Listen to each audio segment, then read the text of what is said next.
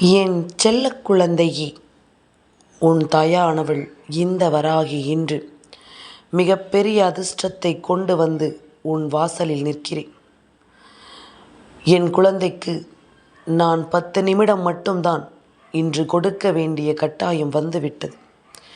ஏனென்றால் அவசரமாக சில விஷயங்களை உன்னிடம் சொல்லிவிட்டு அந்த காரியங்களை நிறைவேற்றுவதற்கு நான் செல்ல வேண்டும். நீ எனக்காக சில மணித்துளிகள் ஒதுக்குவாயானால் நிச்சயமாக உன் தாயானவள் சொல்ல வந்ததை சொல்லிவிட்டு சென்று விடுவேன்.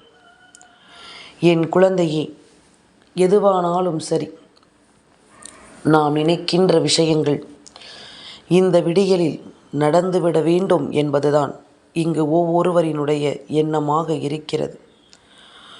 நடந்துவிட வேண்டும் என்பதுதான் எனக்கும் ஆசையாக இருக்கின்றது.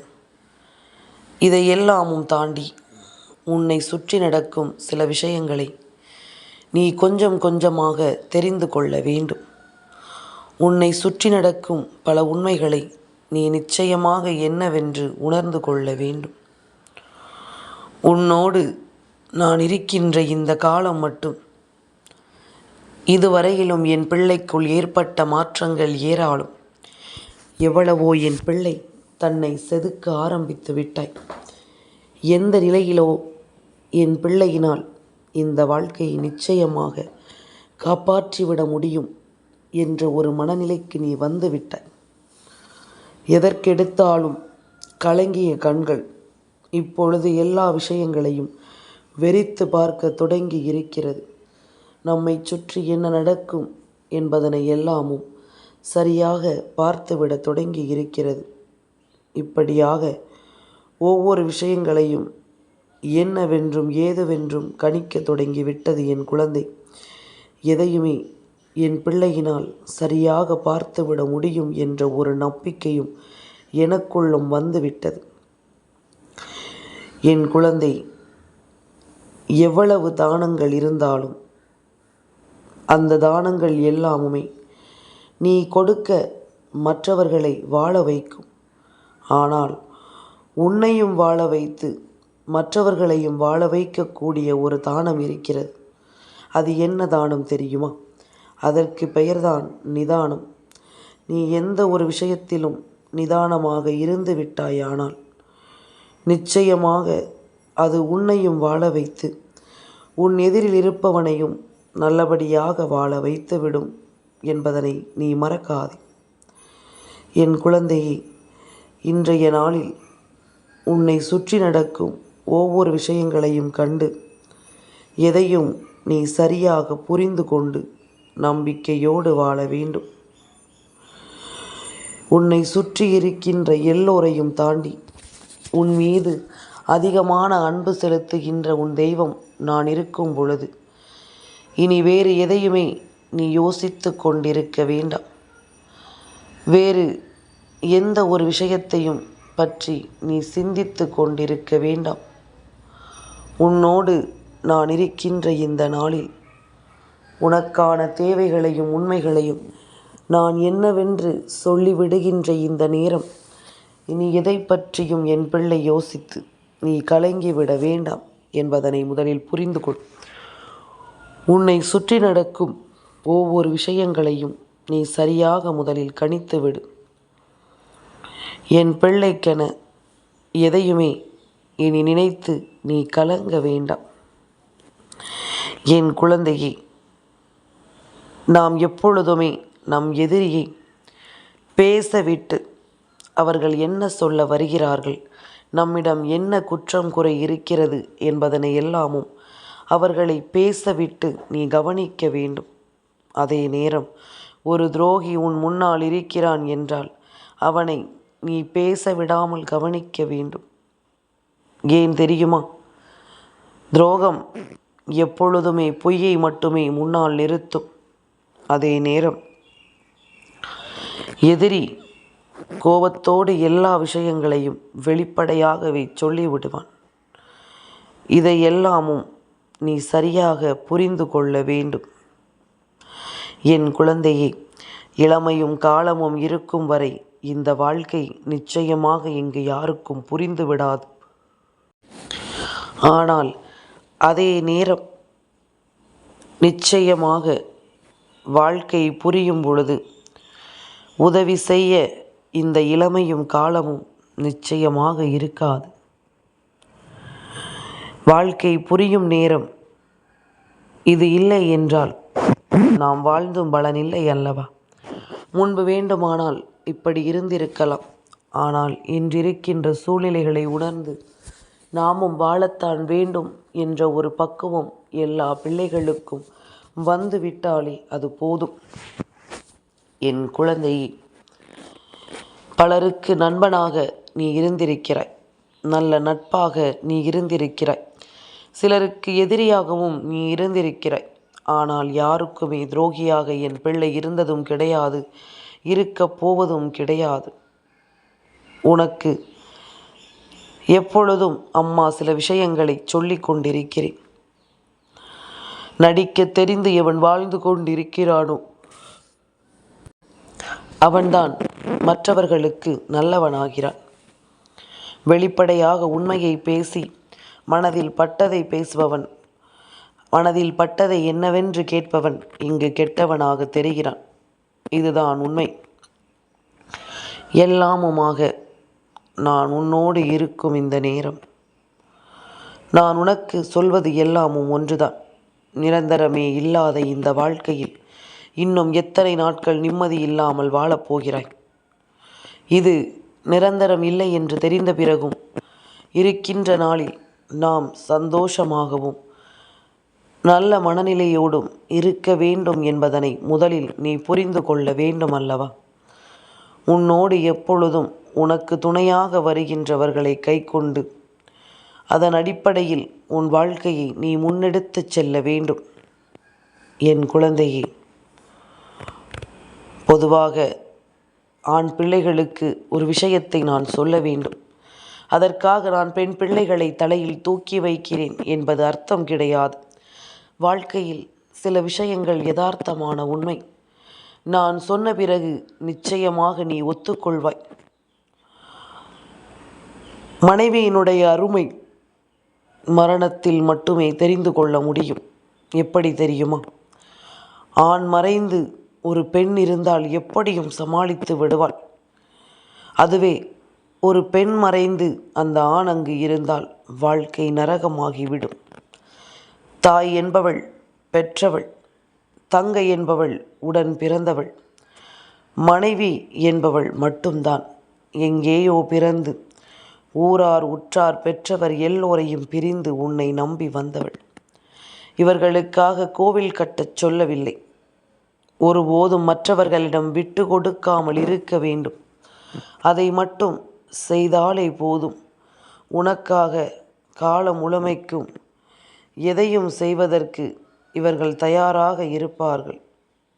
உனக்காக காலம் முழுக்க எந்த ஒரு விஷயத்தையும் செய்துவிட இவர்கள் தயாராக இருப்பார்கள் என்பதனை நீ மறக்காதே. உன்னை சுற்றி வந்து நான் நடத்துகின்ற இது போன்ற காரியங்களை நிச்சயமாக நீ சரியாக முன்னெடுத்து வந்து விட்டாலே அது போதும். சரியான நேரமில் இந்த வாழ்க்கை உன்னை நல்லபடியாக வாழச் சொல்லும் என்பதனையும் நீ மறக்கக்கூடாது. எந்த நேரம் இனி உனக்கு என்ன வேண்டும், ஏது வேண்டும் என்பதனை எல்லாமும் நீ தெரிந்து புரிந்து கொண்டு மன மகிழ்ச்சியோடும் மன நிறைவோடும் வாழ வேண்டும். யாரிடத்திலும் நீ பெரியவர் என்றோ நீ சிறியவர் என்றோ ஒருபோதும் போராடி கொண்டிருக்கக்கூடாது. வாழ்க்கை முழுமைக்கும் போராட்டமாகவே மாறிவிடும் என்பதனை நீ மறந்து விடாதே. சுற்றி இருக்கும் சில விஷயங்கள் இனி உனக்கென்று நான் கொடுக்கும் பல உண்மைகளை நிச்சயமாக உனக்கு சொல்லும். மற்றவர்கள் தவறாக நினைத்து விடுவார்களோ என்று சொல்லி ஒவ்வொரு நொடியும் இறந்து வாழ்வதை விட உன்னை தவறாக நினைப்பதற்கு அவர்கள் யார் என்று சொல்லி நீ நல்லபடியாக சந்தோஷமாக வாழ்ந்து காட்ட வேண்டும். என் குழந்தையே, முதலில் மற்றவர்களுக்கு மத்தியில் நாம் சொல்கின்ற இந்த விஷயங்கள்தான் உன்னை இந்த வாழ்க்கையில் எப்பொழுதும் என்னவென்றும் ஏதுவென்றும் சொல்கிறது என்பதனை நீ மறந்து விடாதே. உனக்கிருக்கும் இந்த காலம் இனிமேல் உனக்கான பொன்னான விஷயங்களை சரியாக சொல்லிக் கொடுக்க வருகிறது என்பதனை நீ மறக்காதே. உனக்கான மாற்றத்தோடு இந்த வாழ்க்கையை என்னவென்று இவை ஒவ்வொன்றும் சொல்லிக் கொடுக்கிறது என்பதனையும் நீ மறக்கக்கூடாது. உடன் இருப்பதில் நான் உனக்கு என்ன சொல்லி தருகிறேன் என்பதனை எல்லாமும் நீ புரிந்து கொள்ளும் இந்த நேரம், உடன் இருக்கும் இந்த காலம் இனி எல்லாவற்றையும் உனக்கு சரியாகவே நடத்தும் என்பதனை மறக்காதே. என் குழந்தையே, எப்பொழுதுமே நாம் சரியாக நம் வாழ்க்கையை பிரகாசிக்கச் செய்ய வேண்டும். மற்றவர்கள் வாழ்வை பிரகாசிக்கச் செய்ய தன்னை தானே ஒரு தீக்குச்சி அழித்து கொண்டது போலத்தான் இந்த குடும்பம் ஒளிர வேண்டும் என்பதற்காக தன்னையே தீக்குச்சிகளாக உருக்கி கொள்ளும் பல மனிதர்கள் உன்னோடு இருக்கிறார்கள். ஏன் மற்றவர்களை உதாரணம் காட்ட வேண்டும்? என் பிள்ளை, நீயே அப்படித்தானே இருக்கிறாய். இவர்களினுடைய தியாகம் உன்னுடைய வீட்டின் மிகப்பெரிய வெளிச்சம். இதை எல்லாமும் நாம் சரியாக உணரும் இந்த நேரம் எல்லா விஷயங்களும் நிச்சயமாக உனக்கான தேவைகளை சரியாக கொடுக்கும் என்பதனை நீ மறந்து விடாதே. என் பிள்ளையே, எதையும் அவ்வளவு சுலபத்தில் நம்மால் கட்டுப்படுத்திவிட முடியாது. எதையும் அவ்வளவு சுலபத்தில் நம்மால் விட்டு கொடுத்து விட முடியாது என்பதனை நீ புரிந்து கொள்ள வேண்டும். என் குழந்தையே, உதவிகளை செய்ய வேண்டும் என்று சொல்கின்ற நான் தான் சில விஷயங்களை உனக்கு சொல்கின்றேன். ஒரு கட்டத்திற்கு மேல் நாம் செய்கின்ற உதவி கூட நமக்கு சலித்து போய்விடும். எப்படி தெரியுமா? ஒருவருக்கு நீ உதவி செய்வாய், ஒருவருக்கு நீ வேண்டியதை எல்லாமும் கொடுப்பாய். ஒரு முறை, 2 முறை, ஏன் 3 முறை, 10 முறை கூட செய்யலாம். ஆனால் நீயாக வழிய சென்று செய்கின்ற உதவி நாளை எப்படி பார்க்கப்படும் தெரியுமா? அந்த உதவியை உனக்கு, அதாவது உன்னிடம் இந்த உதவியை நிச்சயமாக இவர்கள் சரியாக முறையாக கேட்பதை நிறுத்திவிட்டு ஒவ்வொரு விஷயங்களையும் உன்னிடத்தில் அதிகாரமாக கேட்க தொடங்கி விடுவார்கள். ஒரு 100 ரூபாய் ஒருவருக்கு கொடுத்து பார். நீயாகச் சென்று மீண்டும் சந்திக்கும் பொழுதும் நீ 2 முறை 3 முறை கொடுத்து பார். அடுத்த முறை உன்னிடம் அதிகாரமாக கொடு என்று கேட்க தொடங்கி விடுவார்கள். எனக்கு கஷ்டமாக இருக்கிறது என்று சொல்லத் தொடங்கி விடுவார்கள். இது போன்ற ஒரு விஷயங்களுக்கு மட்டும் நாம் எப்பொழுதுமே வழிவகுத்து விடக்கூடாது. நாம் கொடுக்கின்ற இடம்தான் இவை நமக்கே எதிராக ஒரு நாள் திரும்பும் என்பதனை மறக்காது. என் குழந்தையே, பிள்ளைகள் வீட்டில் இருக்கும் வரை சேஷ்டைகளை அதிகமாக செய்து கொண்டிருக்கிறார்களே, எப்பொழுது நாம் பள்ளிக்கு அனுப்பலாம் என்ற ஒரு எண்ணம் இருந்து கொண்டிருக்கும். 1 மணி நேரம் கிடைத்து விடாதா ஓய்வெடுப்பதற்கு என்று நாம் நினைப்போம். ஆனால் ஓய்வெடுக்க பல மணி நேரம் இருந்தாலும் தனிமையை உணர்வார்கள். குழந்தையை பள்ளிக்கு அனுப்பிய பிறகு சத்தமில்லை, அமைதியாக இருக்கிறது என்ற ஒரு விஷயம் அப்பொழுதுதான் தனிமையை உணர வைக்கும். அதனால் எந்த விஷயங்களுமே நமக்கு கஷ்டங்களைத்தான் கொடுக்கிறது என்பதனை மறக்கக்கூடாது. வாழ்க்கையில் மௌனம் என்பது அதிகமாக பிள்ளைகளுக்கு கற்றுக் கொடுக்கிறது. நிறைய பேசும் பழக்கம் இருக்கின்ற பிள்ளைகள் தான் நேசித்தவர்கள் தான் பேசிய விஷயங்களை கேட்காமல் போகும் வரை மௌனத்தை அவர்கள் கொண்டு வருவதில்லை. எப்பொழுது தான் நேசிக்கின்றவர்களை தன் வார்த்தைகளை கேட்பதற்கு நேரம் ஒதுக்காமல் தன்னை காயப்படுத்துகிறார்களோ அப்பொழுதுதான் வாழ்க்கையின் மௌனம் என்றால் என்னவென்று அவர்கள் கற்றுக்கொள்ள பழகுகிறார்கள் என்பதனை நீ மறக்கக்கூடாது. உன்னோடு நான் இருக்கின்ற இந்த நேரம், இனி உனக்கென நான் சொல்லிக் கொடுக்கும் இந்த விஷயங்களை நீ சரியாக புரிந்து கொள்ள வேண்டும். என்னவென்றும் ஏதுவென்றும் நீ சரியாக தெரிந்து கொள்ள வேண்டும். உனக்கிருக்கின்ற இந்த காலம், இனி உன்னிடத்தில் நின்று நான் பேசும் விஷயங்களை நான் நிச்சயமாக சரியாக சொல்லிக் கொடுப்பேன் என்பதனை நீ மறக்காதே. இந்த வராகியானவள் உடனிருந்து உனக்கு சொல்லும் இந்த விஷயங்களை நீ முழுக்க முழுக்க சரியாக புரிந்து நடந்து கொள்ள வேண்டும். வாழும் நாட்கள் முழுக்க இனி யதார்த்தத்தை உணர்ந்து சரியான பாதையில் பயணிக்க வேண்டும் என்பதனை நீ மறக்காதே. உனக்கான பாதையை நான் எப்பொழுதும் சரியாக வகுத்து கொடுக்கிறேன் என்பதனை நீ புரிந்து கொண்டால் அது போதும். இனி வரக்கூடிய விஷயங்களை நிச்சயமாக நீ சமாளித்து விடுவாய். உன்னை சுற்றி நடக்கும் பல விஷயங்களை நிச்சயமாக நீ என்னவென்று புரிந்து கொள்வாய் என்பதனை மறக்காதே. ஒரு மனிதன் தன்னுடைய துயரத்தில்தான் உண்மையான மனிதர்களை அறிந்து கொள்கிறான். சந்தோஷத்தில் கை குலுக்கும் 5 விரல்களை விட கஷ்டத்தில் கண் துடைக்கும் ஒரு விரலே இங்கு மேலானது என்பதனை முதலில் நீ புரிந்து கொள்ள வேண்டும். யாருடைய மாற்றத்தையும் கண்டு வருந்தாதே. ஏனென்றால் இங்கு யாரும் நிரந்தரம் கிடையாது. முதுகுக்கு பின்னால் வேஷம் போடுகின்ற உலகம்தான் முதுகுக்கு முன்னால் நின்று உன்னிடத்தில் நல்லபடியாக பேசுவார்கள். எதையுமே நிச்சயமாக நீ சரியாக புரிந்து கொள்ள வேண்டும். என்ன நடந்தாலும் ஏது நடந்தாலும் எல்லாவற்றிலும் இருக்கின்ற உண்மைகளை நிச்சயமாக நீ தெரிந்து கொள்ள வேண்டும். என் குழந்தையே, எப்பொழுதுமே நம்முடைய மனதில் 1000 விஷயங்கள் தோன்றிக்கொண்டே இருக்கலாம்.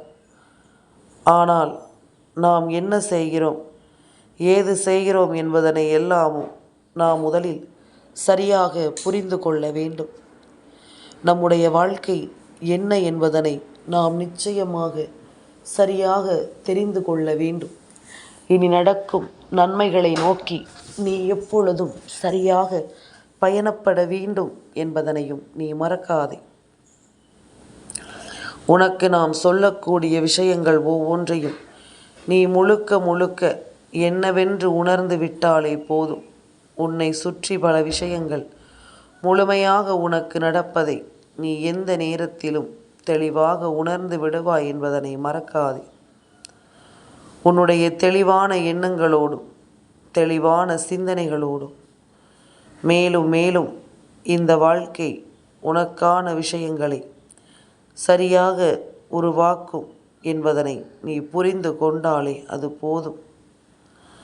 சரியான எண்ணம் கொண்டும் சரியான புரிதல் கொண்டும் எப்பொழுதும் எந்த ஒரு விஷயத்தையும் நாம் மனநிறைவோடு பெற்றுக்கொள்ளும் இந்த காலம் இனி ஒவ்வொன்றையும் நமக்கு முழுக்க முழுக்க தெளிவாக உருவாக்கும் என்பதனை நீ மறக்காதே. எதையுமே சரியாக புரிந்து கொள்ளும் என்பதனையும் நீ மறக்காதே. நான் இருக்கின்ற இந்த காலம் மட்டும் இனி உனக்கு நான் வந்து கொண்டிருக்கின்ற இந்த நேரம் இனி உன்னை சுற்றிலும் வந்து உன்னை தேடி வரும். எப்பொழுதும் இனி இந்த வாழ்க்கையில் நிச்சயமாக எதையும் நீ தொலைக்காமல் உன்னை சூழ்ந்து வரும் ஒவ்வொன்றையும் நீ உறுதியாக கொண்டு இந்த வாழ்க்கையை நீ வாழ்ந்து காட்டிவிட வேண்டும் என்பதனை நீ மறக்காதே. உன்னிடத்தில் நான் சொல்லும் இது போன்ற விஷயங்களை நீ முழுக்க முழுக்க உன் மனதில் பதிய வைத்து கொண்டாயானால் அதன் பிறகு உன்னை சுற்றி நடப்பது என்னவென்றாலும் அவை எல்லாவற்றிலும் இருந்தும் உன் வாழ்க்கையை நிச்சயமாக நீ மீட்டெடுத்து விடுவாய் என்பதில் எந்த மாற்று கருத்தும் கிடையாது. முடியாது, நடக்காது என்று இங்கு சொல்லிவிட மற்றவர்கள் யார்? நீ நினைத்தால் எதையும் சாதிக்க முடியும். என் செல்ல குழந்தைக்கு இந்த வராகி அம்மாவினுடைய ஆசீர்வாதங்கள் எப்பொழுதுமே முழுமையாக கிடைக்கும்.